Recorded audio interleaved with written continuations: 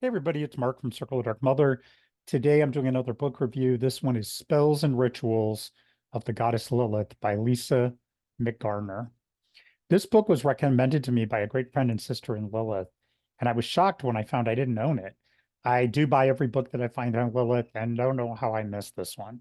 Of course, I ordered it immediately because I wanted part of my collection. I generally liked the book and thought there was good information, and I did like the writing. I do have a couple of points of disagreement, but come to those after I talk about the stuff I did resonate with. First, I was thrilled to see that the authors viewed that Lilith works with both men and women. Ms. McGarner was also very clear that there's no question on this topic.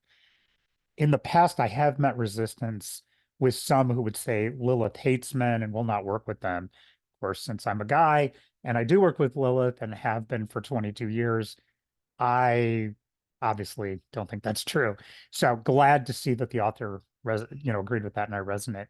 I was also really happy to see that the rituals were included for straight men and women, lesbians and gay men. I assume that bi and pan people would use both the straight and gay versions depending on need. And that's one thing I've really seen is that I think Lilith accepts all and it doesn't have some hang up on some Puritan morality. So I was really happy to see that that was included.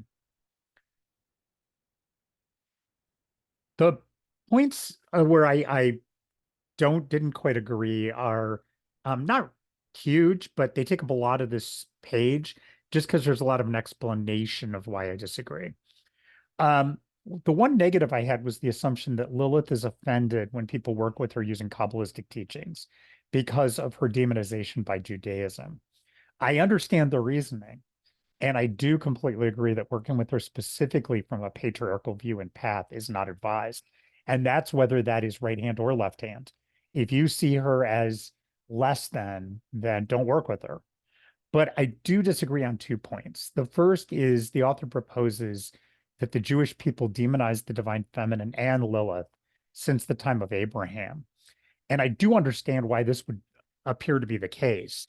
And in fact, if you just read the Bible or the Torah, it's going to look like that. So totally understand why.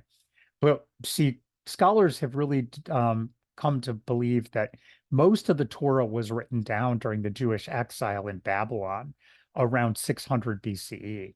So that meaning that this really wasn't written down, and there was a lot of other history before this, back into, of course, way back into BCE.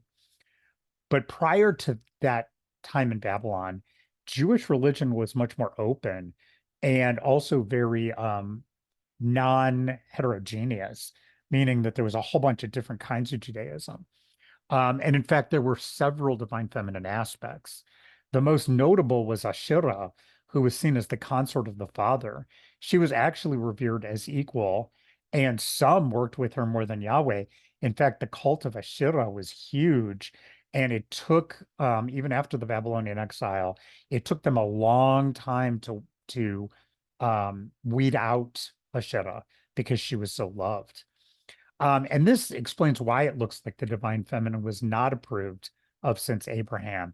But this was probably a later revisionist history put into the Torah.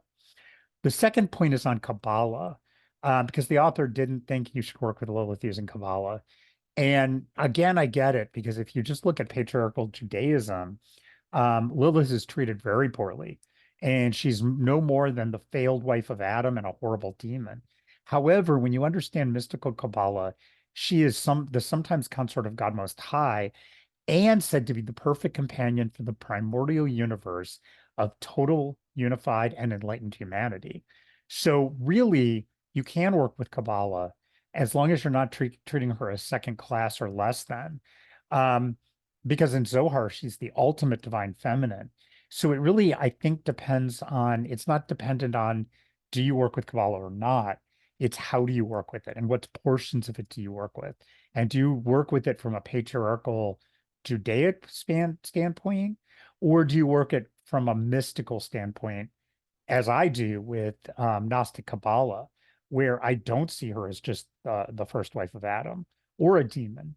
She is the goddess. And I personally mix the Mesopotamian tradition in with Kabbalah, because in Mesopotamia they had the Ladder of Lights practice, which I've had videos on in this YouTube channel, that later becomes Kabbalah.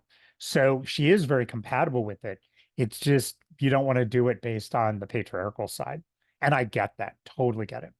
So I'd love to see more by this author, including several other rituals on different topics.